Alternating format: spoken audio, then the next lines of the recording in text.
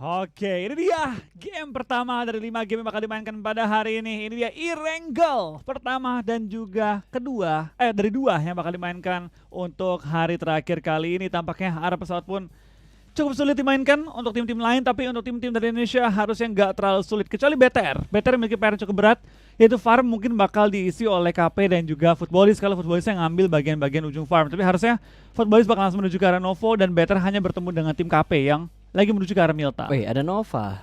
Nova itu juga turun di dekat rumah 12 dan scrappingannya yang bertetanggaan dengan farm.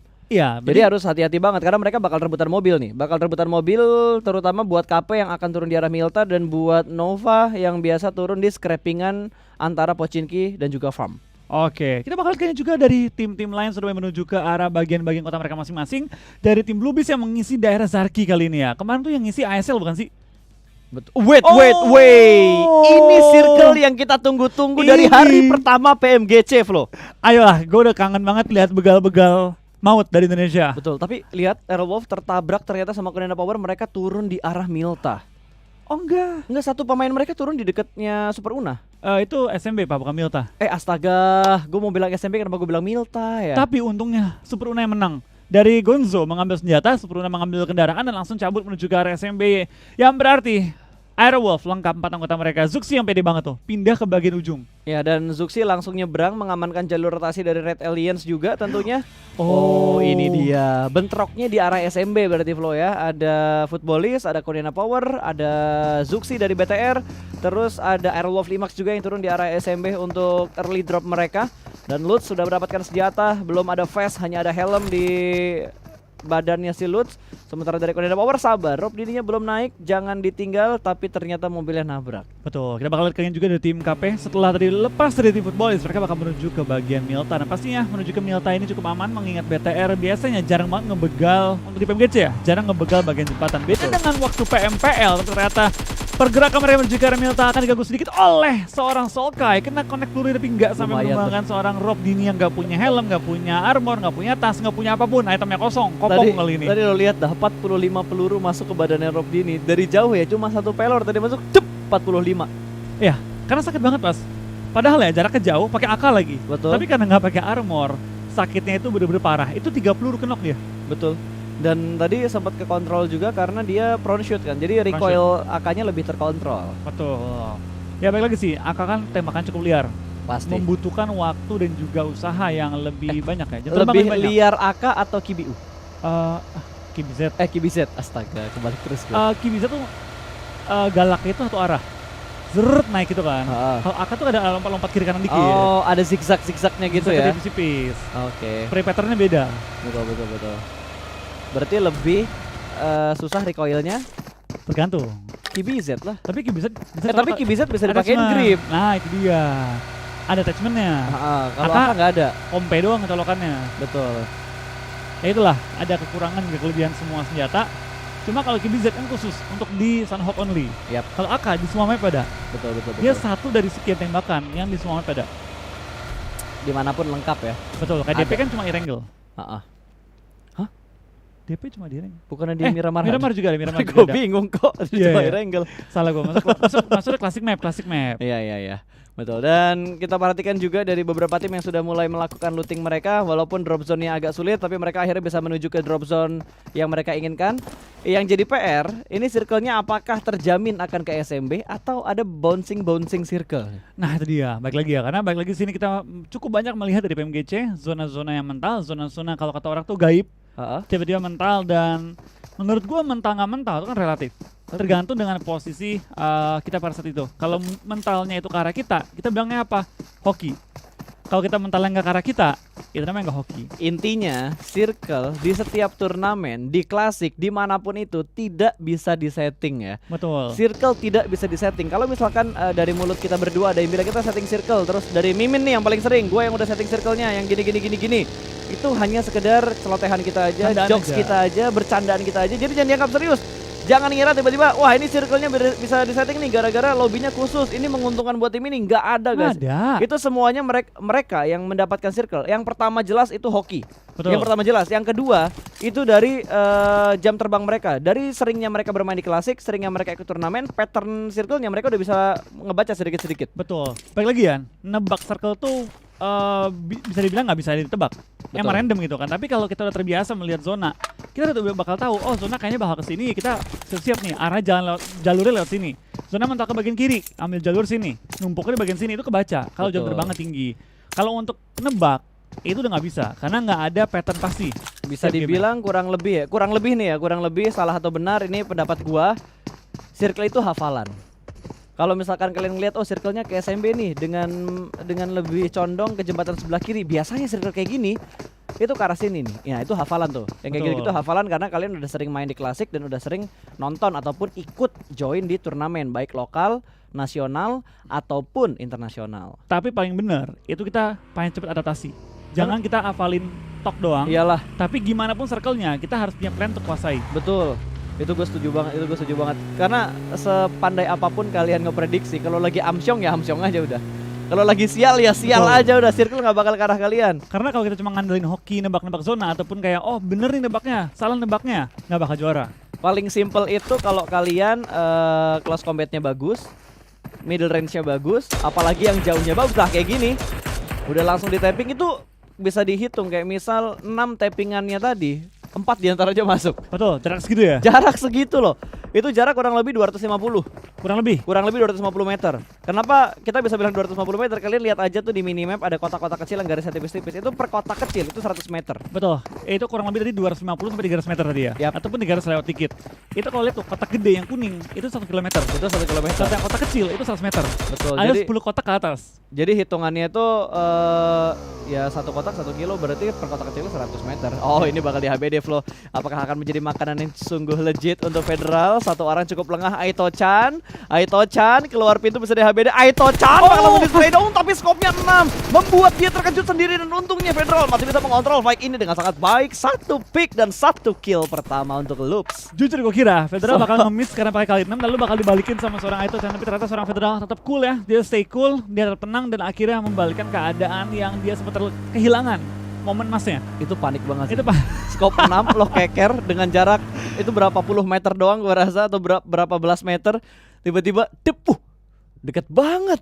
Tapi dia stay cool pas. Betul. Kalau kita kan panik kan, kali 6 dia nggak nembak, oh kali 6 ya udah lepasin, dia hip fire, tembak jarak dekat. Itu kalau main di klasik, wah kalimat mutiara udah keluar tadi itu. Waduh.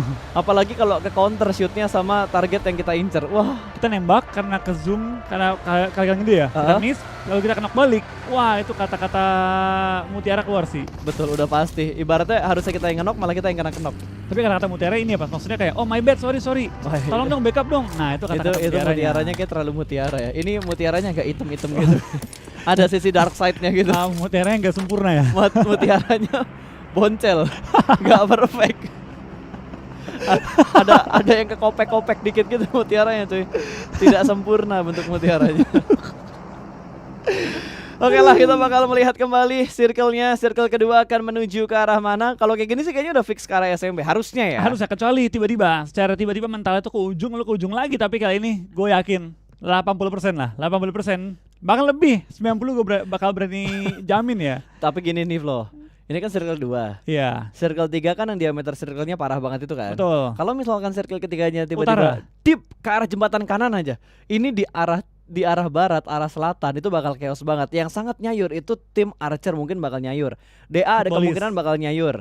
Terus dari mana lagi tuh? Kiri maksudnya jembatan kiri. Iya, yang dari jembatan kiri, yang dari arah barat. Karena kalau misalkan circle-nya ke kanan, orang pasti rata-rata bakal milih dari arah kiri. Oh iya, muter lagi. Lebih muter lagi daripada lo ngambil arah kanan. BTR ada kemungkinan ngejaga, Korean Power ada kemungkinan ngejaga, sama Footballis. Mungkin tiga tim itu doang yang bakal ngejaga. Kalau mau ada satu lagi mungkin Aerowolf yang bakal ngejaga jembatan sebelah kanan ya. Tapi dari arah sebelah kiri itu tim-tim yang dari Gergopol, dari Gatka, dari Veripier atau mungkin dari Pochinki dan segala macam ya pasti mereka bakal numpuk di arah baratnya. Betul. Kalau gue sebagai penonton ya, murni nih penikmat doang dari PUBG tanpa mendukung negara manapun, tanpa mendukung tim manapun, gue pengennya menuju ke laut di antara dua pulau itu. Bibir pantai lah. Bibir pantai. Ambil ini pas ujung dari tebing-tebing, ambil ujung dari pantai. Oh itu enak banget. Itu seru banget. Tapi gue sebagai pendukung tim Indonesia, Indo Pride, gue pengennya ke arah SMB. Ya, ini SMB Airwolf punya kontrol area yang bagus, apalagi kalau misalkan mereka ngontrol di kalau ke arah towernya gua rasa itu riskan banget karena ketembak dari bukit seberangnya SMB. Better tuh kalau mereka ngontrol di apartemen U itu mereka pegang, atau di arah rumah satelit itu mereka pegang, itu bakal licit banget. Tapi sepertinya di arah rumah ujung jembatan sebelah kiri kali ini akan ada fight antara DR juga Cosmos dari tim Secret Jin yang sudah mulai naik. Granat sudah mulai dilempar, step sudah mulai terdengar, dan dari Raze juga bakal langsung menuju ke bagian rooftop. Kali ini 4 orang dari Secret Jin sudah berada dalam satu titik yang sama. Ada lemparan nades dari Slim yang ada di bagian rumah sebelah kanan. Raze sendirian aja dan belum ada commit push dari Secret Jin untuk naik ke atas, ke arah atas. Kita bakal kayak juga dari tim TSJ, tampaknya terkena beberapa bom lemparan dari tim DA. Lumayan low tapi nggak sampai ter-take down. Kedua tim ini cukup berbahaya mainnya karena dari kedua tim ini memiliki perolehan poin cukup tinggi. Dan lagi balap-balapan, tapi Soulless merupakan seorang Cosmos. Kali ini Cosmos tampaknya harus di-fight terlebih dahulu kalau TSJ pengen nge-push DA ke atas. DA memiliki keunggulan lebih besar karena dia udah nge-split. Tapi PR satu, kalau sampai mereka nge-rush ke bagian atas, ini bakal jadi PR bagi DA karena bakal kehilangan satu member mereka. Cuma selama TSJ ragu, ini keunggulan untuk tim DA yang udah mengelilingi tim TSJ. Karena susah sih, susah banget ini buat naik ke atas. Splitnya DA tuh udah rapi banget, di arah mercusuarnya ada, terus di sniper towernya ada, di rumah ini juga ada di bagian rooftopnya. Jadi ini dia mereka kayaknya udah mulai commit, 2 orang bakal naik ke bagian lantai 2. 1 orang sudah menuju ke arah pojok, tapi di arah kiri mereka ada Blue Beast, ada Zeus juga yang ada di sekitar Verifier, ada tembakan-tembakan dari bagian mercusuarnya. Raze pun akan melempar satu utility dan gua nggak ngerti apa yang dilakukan sama Saulus. Dia keluar dari sniper towernya, dia menuju ke bagian belakang dari truk dan menerima damage yang cukup banyak dari Secret Jin. Dia berusaha memotong ini pas jalur ke depannya, jalur ke depan ke arah jembatan. Takutnya ada nge-rush ke bagian bibir pantai dan turun ke bagian lower ground. Betul. Solus Solus itu datang bukan dari rumah jamur, berarti dia datang dari tengah jembatan. Tengah jembatan tadi. Tapi kita bakal lihat ini ledakan yang ngenok diri sendiri. Oke, ini 2 kali dia kayak gitu. Kemarin kayaknya deh. Iya, kemarin juga ada kejadian yang hampir sama, cuma gue lupa itu Secret Jin atau bukan. Iya, gue juga agak lupa nih apakah Secret Jin atau bukan. Tapi kita bakal lihat sih sekarang juga dari permainannya tim TSJ. Mereka sudah melakukan revive, sudah mulai tertekan juga oleh tim lain. Tapi tampaknya Soulless ke take down. Cosmos langsung pulangan seorang Soulless. What happened dengan tim DA? DA seperti keluar juga dan Raze bakal tertumbang kali ini. It's a disaster untuk tim DA karena mereka kehilangan 2 member mereka. Silas dengan Tom Gun coba untuk take down anggota-anggota dari tim TSJ, tapi kali ini malah DA yang ditekan habis oleh tim TSJ. Tapi kita bakal dari Silas apakah bisa membalikan keadaan. Spray down lagi. Dapetin 2, dapetin 3 kali enggak. Hampir 3, tapi ternyata hampir tidak pernah cukup karena mereka bakal pulang ke arah lobby dan 4 poin untuk tim TSJ tanpa kehilangan satu pun member mereka. Gue gak ngerti apa yang dilakukan sama DA. Mereka harusnya bisa main lebih safe, mereka udah punya setup, mereka tinggal bersabar aja. Raze pun gue yakin dia gak bakal turun ke bawah kalau misalkan 2 player lainnya gak nge-retake, gak berusaha buat nge-retake kompon dari Secret Jin yang ada di bagian lantai 1-nya tadi. Betul, itu sayang banget sih. Menurut gue kalau tim DA main sabar aja, nunggu-nunggu aja, itu bakal jadi satu momen yang cukup enak untuk mereka. Nunggu-nunggu aja. Toh mereka udah mengontrol area, kalaupun mau pisah itu kayak ngeri-grup. Jangan sampai ngejar ataupun ngebarbarin lawannya. Ya betul, makanya gue tadi bener-bener heran banget apa yang terjadi dengan DA. Mereka YOLO banget, Soulless apalagi itu open field, mereka berani jalan seperti itu udah satu hal yang menjadi pertanyaan besar buat gue. Tapi kita harus fokuskan gamenya kembali karena Blue Beast juga sudah mulai melakukan rotasi, akan bertemu dengan Archer di bagian rumah 12. Berhasil mendapatkan 1 orang. Luva di take down begitu aja masuk ke dalam ruangan dan langsung dipulangkan menuju ke arah lobby. Poin pertama untuk Archer. 1 player dari Blue Beast pun Divin terjebak karena ada Favian yang mengambil backline dari Blue Beast. Blue Beast dipulangkan menuju ke arah lobby. 2 tim sudah hilang di match yang pertama. Ini secara nggak langsung angin segar bagi tim Aerowolf karena pesaing mereka, tim yang lagi nempel dengan mereka kali ini nge-skip 1 game. Ini chance Aerowolf untuk coba membuat jarak dengan tim Blue Beast dan mulai mengecilkan jaraknya dengan tim Secret. Kita doakan bersama pada game kali ini Bigetron dan juga terutama Aerowolf bisa bermain maksimal banget kali ini karena Aerowolf benar-benar di ujung tanduk. Benar-benar butuh performa yang luar biasa pada hari ini. 50 poin harga mati. Ini momen sih mereka harus memperbesar jarak mereka dengan Blue Beast. Blue Beast diibaratkan mereka udah ngebuang 1 match pertama mereka di sini dan dari Solkai akhirnya turun dari atas jembatan, turun lagi menuju ke bagian tengah dari jembatannya. Kalau kita ngomongin di arah circle yang ketiga tadi, circle-nya menuju ke arah sebelah kiri masih nyangkut di pinggiran-pinggiran tebing sekitar rumah 12 untuk pola utama dari Erangel. Iya, kita bakal lihat juga dari tim RQ tampaknya El Clasico kembali dengan tim Bigetron Indonesia. Di atas mereka juga ada tim Aerowolf yang nge-split ke 2 titik berbeda. Harusnya ini bakal jadi circle yang lumayan enak bagi tim Aerowolf. Mereka udah masuk terlebih dahulu, mereka sudah menguasai zona juga dan mereka punya vision ke semua arah. Ke bagian BTR punya vision, ke bagian SMB punya vision, dan mereka tinggal mencari ya posisi-posisi mana saja yang kosong untuk mereka isi di circle keempat ketika muncul. Betul, sementara dari RRQ memperluas jarak kontrol mereka. What a shot. Wow, dapat satu orang headshot dari Ernie, menjatuhkan Luxi di bagian dalam dari rumah ini. Kontrol areanya RRQ, bahkan bisa ngelihat 2 player dari Aerolov yang lagi nge-split juga. Gue suka banget position dari tim RRQ. Terlepas mereka menjadi pesaingnya tim BTR, Yap. gue merasa positioning mereka sekarang bagus banget, ideal banget. Pisah ke 4 titik berbeda, ngebuka vision ke 4 angle berbeda, dan tidak ada tim yang bisa menghajar mereka tanpa tertembak terlebih dahulu oleh tim RRQ. Oke, Footballist kayaknya bakal masuk ke perangkapnya Aerolov karena 2 player mereka terpisah menjadi 2 titik yang berbeda. Circle-nya sangat menguntungkan. Ini harus ada regroup yang cepat dilakukan sama Aerolov. Mereka nggak boleh terlena dengan split yang seperti ini. Mungkin mereka bisa ngambil satu bukit sebelum menuju ke arah tempatnya 2 player lain yang udah masuk ke dalam circle. Ambil low ground-nya. Ambil lower ground-nya, betul. Bonyokin Ambil tim lower lain ground-nya. dulu, bonyokin ataupun cobain hancurin mobil-mobil dulu, baru mereka bergabung dengan teman-temannya lalu membentuk formasi lebih dempet. Ya, sekarang circle-nya mereka udah mengenakan banget. Yang nggak enak adalah tim-tim yang belum menyeberang di jembatan sebelah kiri. Ini masih chaos banget. IC berhasil diamankan. Kali ini Tukai langsung bangkit dan akan menembak satu mobil lagi yang lewat sudah menuju ke bagian tengah dari jembatan. Abeli selamat. Namun sepertinya 2 player lainnya masih tertahan karena satu sedang terkena knockdown. Mereka berusaha untuk menyelamatkan satu player mereka supaya mereka bisa bertahan hingga akhir dengan 4 player ataupun jumlah player terbaik yang bisa mereka lakukan sampai akhir nanti. Betul, sampai tapak kita bakal kayak ini ada sedikit replay ya dari seorang Zeus IC menumbangkan satu player dari tim TSJ, dan ada penasaran juga ya dari beberapa tim yang bermain, mereka sedang dalam posisi yang cukup berbahaya. Mengingat sekarang ini semua tim perlu mengamankan posisi mereka dan 2K menjadi orang terakhir dari tim TSJ untuk bertahan pada Tapi game berapa ini. lama mereka bisa bertahan? Itu dia. Blue Zone-nya sudah mulai bergerak. Kalau mau nyebrang pakai mobil, mereka harus naik ke jembatan. Ini YOLO banget, bahkan Tukai tidak ingin melakukan healing. Zeus, 2 player mereka sudah mulai menuju ke bagian yang lebih dalam lagi, dan Wah, Archer Abeli. nyebrang. Archer nyebrang tanpa permisi. Mereka nggak peduli dengan apa yang terjadi di arah jembatan, di arah ujung jembatan, dan mereka lebih milih untuk rotasi. Tapi kali ini Tukai berhasil memotong rotasi dari tim Zeus secara komit. Sudah mulai terbakar Healing. baginya. Ziol pun masih bertahan. Tukai harus mendapatkan momen untuk melakukan healing karena dia menjadi last man standing. Nades bakal dilempar menuju ke arah Tukai, akan meletup, dan Secret Jin dipulangkan ke arah lobby. Zeus hanya bisa bertahan dengan seorang Ziol saja. Betul, Zio bakal langsung melakukan healing juga dengan first aid terakhir yang dia Looting. miliki. Kita bakal apakah dia mau looting kembali kotak-kotak teman-temannya atau akan di skip kali ini ya. Tampaknya cukup banyak tim yang dipulangkan juga, 3 tim dan juga banyak yang sudah bonyok. Zeus 4AM dan juga Konina Power. Bahkan Zeus hanya menyisakan satu player mereka untuk bertahan. Sangat tim-tim lain mulai disayur-sayurin, mulai dihajar oleh tim-tim yang sudah masuk ke zona terlebih dahulu. Ini kondisi yang paling enak buat tim RRQ, buat Footballist. Ya, intinya buat tim-tim yang udah menyentuh high ground bibir pantai terlebih dahulu, karena mereka bakal nyayurin tim-tim yang masih berusaha masuk dari laut menuju ke bagian pantai. Betul, kita bakal kayak juga dari tim Navi ya, sedang berusaha untuk menjaga area mereka dari gempuran tim ASL yang berada di lower ground mereka. Lemparan bom bertubi-tubi dilontarkan juga oleh kedua tim, utility smoke di pop juga untuk coba membutakan vision dari lawan yang membentuk satu tembok yang tak nyata depan musuh-musuhnya. Betul, wall smoke sudah mulai dibuat. Ada 4 smoke yang dikeluarkan kali ini. Nades juga terus-terusan dilempar untuk mendapatkan beberapa knock dan cicilan damage dari Nades yang saling dilemparkan kali ini. Nades bakal dilempar menuju ke arah Joker, tapi ternyata bukan Nades. Itu adalah sebuah molotov yang tidak mengenai ke player-player dari ASL. Kedua tim ini sedikit mengurungkan niatnya mereka, menurunkan temponya kembali.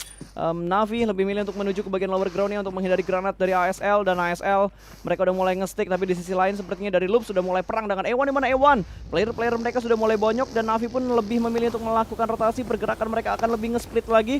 Joker bakal mundur dari tim ASL, sementara Trixie masih dalam posisi ngokang granat, bakal dilempar, akan masuk, hampir, dan ternyata berhasil mendapatkan satu player dari ASL. Joker di take down.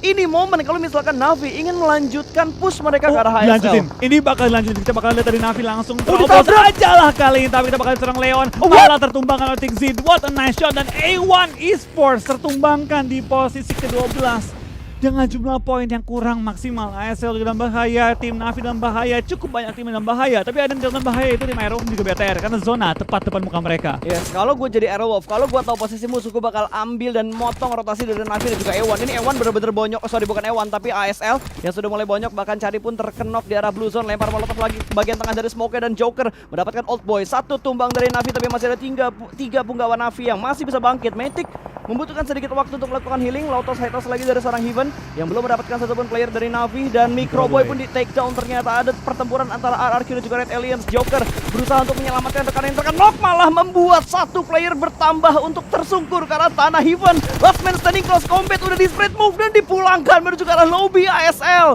langsung hilang begitu saja, lenyap 10 tim tersisa kali ini. Betul, ini kabar baik juga untuk tim Indonesia karena tim-tim yang lain lagi pada bonyok-bonyokan di ujung zona. Sedangkan kedua perwakilan Indonesia nampaknya bisa cukup mudah masuk ke area circle. Bahkan Microboy yang kenok tidak di end. Jadi harusnya feeling gue itu bakal di revive lagi. Harusnya masih bisa ke revive. Footballers juga mendapatkan G9 kali ini. Ini momen men, ini momen karena tiba-tiba BTR mendapatkan bantuan dari Footballers yang mengacaukan formasi dari tim RRQ. Nova pun bergerak, ada spray through the smoke. Connect! Satu orang di take down. Jimmy hilang dari mobil, terjatuh begitu aja. Tapi pergerakan dari Archer juga dipantau dari arah sebelah kanan high ground-nya. Betul, 9 tim tersisa, 31 masih alive. Cukup banyak yang knock tampaknya dari tim Nova sedang melakukan forting di ujung-ujung banget zona. Tapi dikunci juga oleh Archer dan juga di ujung ada tim Loops. Tampaknya kedua tim Indo masih lengkap dengan 4 anggota mereka. Belum ada yang pulang ke arah lobby dari kedua wakil Indonesia. Kita doakan bersama kali ini juga kedua wakil Indonesia bisa memaksimalkan game pertama mereka pada hari ini dan mencari mood booster of the day pada kali ini. Ya, tapi kayaknya pertempuran antara Archer dan juga Nova tidak akan berhenti karena mereka masih gontok-gontokan untuk saling mendapatkan posisi dan ternyata lemparan H yang begitu baik dari Chariho menjatuhkan Sulkai dari Footballist hampir ter-end dan Sulkai pun akan merangkak untuk menuju ke balik batu berusaha untuk diselamatkan juga. Dua player dari Nova sudah membuat wall smoke yang cukup tebal tapi Sung tidak bisa bertahan lebih lama lagi di posisi ini karena dia butuh bergerak masuk ke dalam circle di mana ada Nova yang sudah mulai menunggu dan ada satu tim lagi. Ada Navi yang nunggu di high ground kanan. Betul, ini dia sedikit replay juga dari fight antara Navi dan juga SL yang dimakan oleh Navi, tapi kita bakal fokus kembali ke dalam game karena banyak banget pertempuran yang sedang terjadi di circle kita yang kelima. Tampaknya serang King bakal ledak dan kenok ke arah tanah. Spray down serang para boy menuju ke arah Fabian dan Fabian bakal tersungkur ke arah tanah juga menyusul temennya yang tadi ternok oleh dia. Terus kita bakal serang Carilio coba mentumbangkan anggota Footballist. Spray down dari Sulkai belum menemukan targetnya dan kita bakal lihat kembali Loops terus menerus menghujani peluru ke arah Footballist. Awas main, gak boleh lengah, jangan sampai itu peluru malah kena mobil, malah meledak, malah ngebuat lu kenok. Satu player sudah dipulangkan menuju ke arah lobby, hanya menyisakan Lovazin yang tersisa kali ini akan di drop. Healing-healingannya Lovazin sepertinya akan diberikan tugas untuk melakukan healing, sementara satu player kenok akan membuka jalan ke depan untuk membuka view supaya Lovazinnya bisa selamat. Dia bakal melakukan healing tapi sepertinya edge kitnya sedikit terlambat. Lovazin ternyata masih bisa melakukan healing, namun di sisi yang lain Bigetron, Zuxi dipulangkan menuju ke arah lobby. Ada fight kembali El Clasico antara RRQ versus Red Aliens. Betul, tim Red Aliens menyisakan satu pemain doang. Kita bakal lihat kali ini dari seorang RRQ Beer Level maka tumbang oleh tim Aero Wolf dan Beer Level. Aero Wolf bisa bertahan dan Beer Level juga bakal pulang ke arah lobby kali ini dalam posisi yang cukup sulit, tapi what a nice spray down depan lawannya dari Loops. It's still alive. Mereka masih perang dengan tim lawan mereka dan top 7 untuk kedua perwakilan Indonesia kali ini.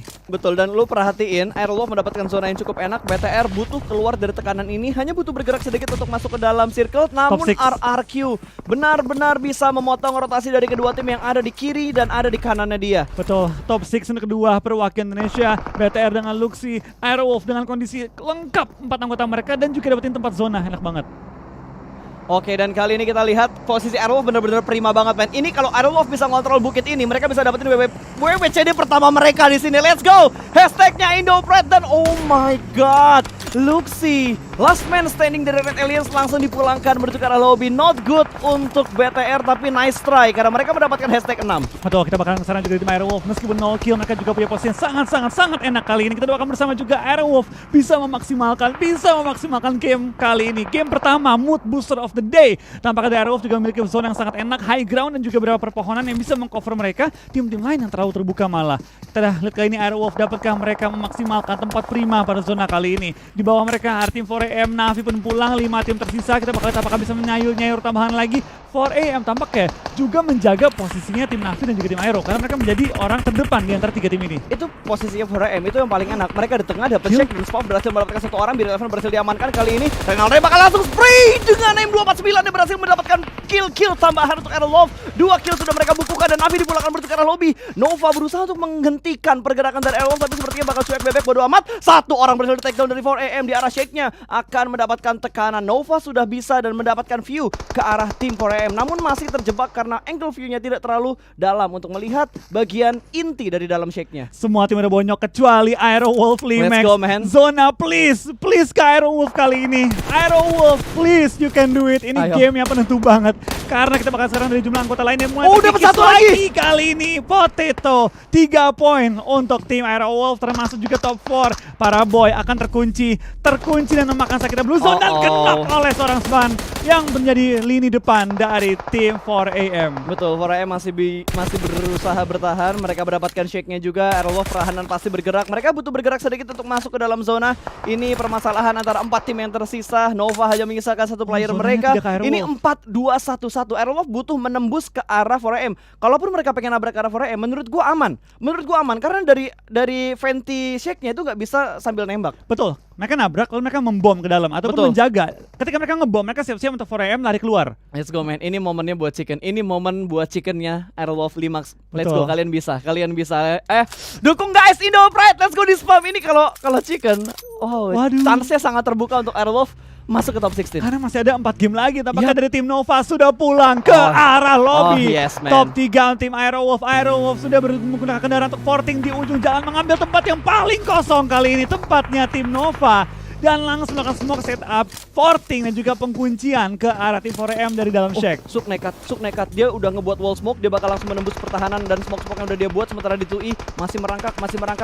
Ada Super Uno yang bakal menjaga juga pergerakannya. Spawn bakal langsung ada spray through the smoke dan Renare berhasil mencetakkan satu pemain dari tim 4AM. Hanya menyisakan smoke di bagian tengah dari smoke, di bagian tengah dari jalan ini. 4 punggawa dari Aerolov masih bertahan, apakah bisa mendapatkan Rata. dan rata.